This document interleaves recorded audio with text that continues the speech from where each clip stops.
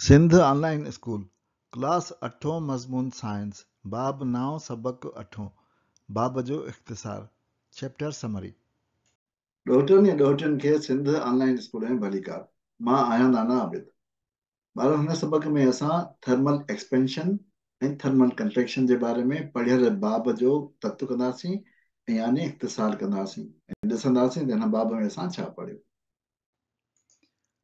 Thermal or heat energy is attributed to movement of atoms and molecules and increase in temperature.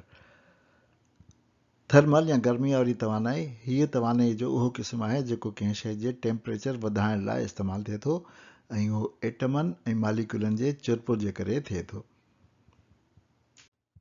गर्मी जी तवानाई जो सभिनी खां वॾो ज़रियो सिज जी रोशनी या सनलाइट आहे, यानी सिज सभिनी खां वॾो वसीलो आहे तवानाई जो। उन खां पोइ ॿारण जे अमल में बि गर्मी जी तवानाई पैदा थिए थी ऐं ॿारणनि में मुख़्तलिफ़ ॿारण अची था वञनि, जीअं कोयलो थियो, काठ थियो, पेट्रोल थियो, गैस थी, ऑयल्स थिया, यानी वुड, कोल, गैस, पेट्रोलियम ऐं ऑयल, इहे सभु ॿारण आहिनि जंहिंमें जेका अमल जे करे गर्माइश पैदा थी थिए ऐं गॾु गॾु थोरी रोशनी पैदा थिए थी। फ्रिक्शन या रगड़ या गाठ या महट या गहको इहो बि गर्मी पैदा करण जो हिकिड़ो ज़रियो आहिनि ऐं असां बिजलीअ सां बि गर्मी पैदा करे सघूं था।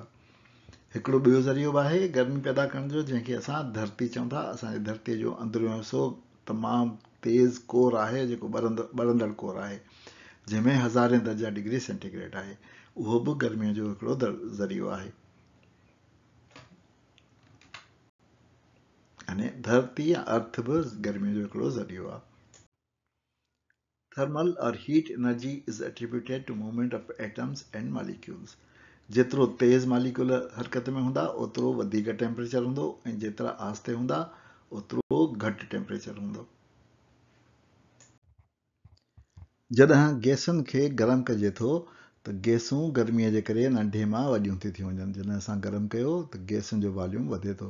Volume of gases increases with heating and decreases with cooling. अहिड़ी तरह लिक्विड्स खे बि जॾहिं असां हीटअप कंदासीं, गरम कंदासीं, त उनजो वॉल्यूम वधंदो। Volume of liquids increases with heating and decreases with cooling. अहिड़ी तरह नहरियूं शयूं जेके आहिनि उहे बि वॉल्यूम में वधनि थियूं गरम करण सां। Volume of solids increases with heating and decreases with cooling. यानी असां चई सघूं था त all material objects, solids, liquids and gases have ability to expand upon heating and contract upon cooling. Thermal expansion ऐं कंट्रेक्शन जे करे असां जूं इमारतूं या अदावतूं जेके आहिनि उन्हनि खे नुक़सान पहुचे थो। In hot summer days, expansion of solids can cause damages. Roads crack because these expand during summer season and contract during the cold season. Expansion gaps in concrete roads and railway tracks are used to avoid harmful effect of expansion and contraction. उनजे करे जॾहिं असां रस्ता या पुलियूं ठाहींदा आहियूं त उन में असां हिते फ़ासिलो चईंदा आहियूं, जंहिंखे असां एक्सपेंशन गैप चवंदा आहियूं। अहिड़ी तरह जॾहिं रेल जी पटी विछाइबी आहे त ॿिनि पटियुनि जे विच में बि फ़ासिलो छॾिबो आहे, जीअं रेल गर्मीअ ते फैलिजी ऐं पाण में मिली वञनि ऐं टुटी न वञनि। इन्हनि खे असां एक्सपेंशन गैप्स चवंदा आहियूं। अहिड़ी तरह असां कंक्रीट जो या सीमेंट जो को बि कमु कयूं, का बि शइ ठाहियूं, इमारत साज़ी में बि असां मुख़्तलिफ़ ॻंढ या जोड़ छॾींदा आहियूं या विथियूं छॾींदा आहियूं। एक्सपेंशन जॉइंट्स छॾींदा आहियूं जेके वॾियूं विथियूं हूंदियूं आहिनि। सोकड़ खां बचण जा ॻंढ बि छॾींदा आहियूं जेके कंट्रेक्शन जॉइंट्स हूंदा आहिनि, ऐं वार्पिंग जॉइंट्स हूंदा आहिनि जेके ॾिंगो फिॾो थियण खां बचाव जा ॻंढ हूंदा आहिनि। One end of iron girders used in bridges is fixed while the other end rests on the rollers. जॾहिं असां ब्रिज ठाहींदा आहियूं त गर्मी ऐं सर्दीअ में वाध ऐं सुसण जे मद्देनज़र नंढियुनि पुलियुनि जो हिकिड़ो छेड़ो अणॿधल या लचकदार या चुरंदड़ रखंदा आहियूं। हिकिड़ो छेड़ो त ॿधल हूंदो आहे, बिल्कुलु फिक्स्ड हूंदो आहे, पर ॿियो छेड़ो जेको आहे उहो फ्लेक्सिबल हूंदो आहे, उनजो चक्रियुनि ते रखियलु हूंदो आहे। सो जॾहिं गर्मी पवंदी त हीउ वधंदो, गर्डर वधंदो ऐं चक्रियूं हिनखे साॼे पासे खणी वेंदियूं। थधि में जेको आहे गर्डर सुसंदो त हीअ चक्रियूं हिनखे खाॿे पासे खणी वेंदियूं ऐं पुल पंहिंजे जाइ ते क़ाइमु रहंदी। उहो पुर्ज़ो जेको मशीनुनि में गर्मी पर्द बरक़रार रखण लाइ लॻल हूंदो आहे उनखे असां थर्मोस्टेट चवंदा आहियूं। इहो हर उन मशीन में लॻल हूंदो आहे जंहिंजो तालुक गर्मी या सर्दी सां हुजे, जीअं फ्रिज थियो, एसी थियो, हीटर थियो, ऐं इस्त्री थी. Thermostat is used for temperature control in appliances. So उहे मुख़्तलिफ़ नॉब्स हूंदा आहिनि जंहिंजे हेठां थर्मोस्टेट लॻल हूंदो आहे, हुन सां गर्मी पद क़ाइमु रखंदा आहियूं या बरक़रार रखंदा आहियूं. Bimetallic strip is used in thermostats. Thermostats में bimetallic strip लॻल हूंदी आहे. It is made of two different metal strips welded or riveted together. It bends due to the uneven expansion of two metals.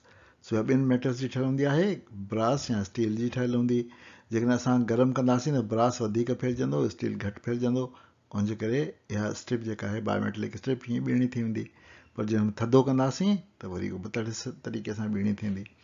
सो उन जे ॿीणी थियण जो या band थियण जे असर खे इस्तेमालु करे असां थर्मोस्टेट ठाहींदा आहियूं. Bimetallic strips can be made of iron or brass. Brass expands more than the iron strip at the same temperature. तेल, गैस ऐं ॿियनि पाइपलाइननि में वर वकड़ हरारती वाध ऐं सुकोड़ जे मद्देनज़र रखियल हूंदा आहिनि. जेके असां पाइपलाइनूं ॾिसंदा आहियूं त उन में या हीअं वर वकड़ लॻल हूंदा या हीअं हेठां खां मथे वर लॻल हूंदा. Large bands and coils are used in pipes carrying hot and cold liquids and gases so that they can expand or contract without cracking.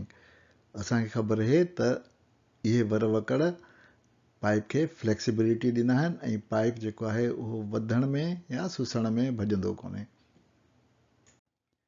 Thermal expansion and contraction are used for different purposes such as riveting, fixing the metal tire over a wheel or fixing axle into a wheel. असांखे ख़बर आहे त इन सॼे तकनीक खे असां shrink fitting चवंदा आहियूं ऐं उहा शयुनि खे हरारती वाध ऐं सोकट जे ज़रिए ठहिकाए ॻंढण जी तकनीक आहे. Shrink fitting refers to technique in which thermal expansion and contraction effects are used to achieve fit. Commonly, this involves the heating of the outer part so that it undergoes thermal expansion. The two pieces can then be relatively easily fitted together. Water has a peculiar behavior. It has more density at 4 degrees centigrade, whereas less density at 0 degrees centigrade. असां ॾिठो त पाणीअ जी सभिनी खां वधीक density 4 degree ते आहे. उन खां वधीक बि उनजी डेंसिटी घटि आहे ऐं उन खां घटि टेम्परेचर ते उनजी डेंसिटी घटि आहे. उन जे करे असां ॾिठो त बर्फ़ हल्की हूंदी आहे पाणीअ खां ऐं उनजे करे उहा मथे तरंदी आहे. ऐं जेको पाणी आहे उहो हालांकि 4 डिग्री सेंटीग्रेड ते आहे, घटि दर्जे हरारत ते आहे, घटि गर्मी पते आहे बर्फ़ खां, पर उहो हेठि हूंदो आहे. ऐं सिर्फ़ु उन जे करे समुंडी जानवर या पाणियाठ वारी जेका हयातियात आहे उहे ज़िंदह रही सघंदियूं आहिनि पाणीअ जे हेठि सर्दीअ में. हिन ते असां पंहिंजे अॼोके सबक जी पुॼाणी था कयूं. नाना आबिद खे इजाज़त ॾियो. वरी ॿिए सबक में मिलंदासीं. ख़ुदा हाफ़िज़.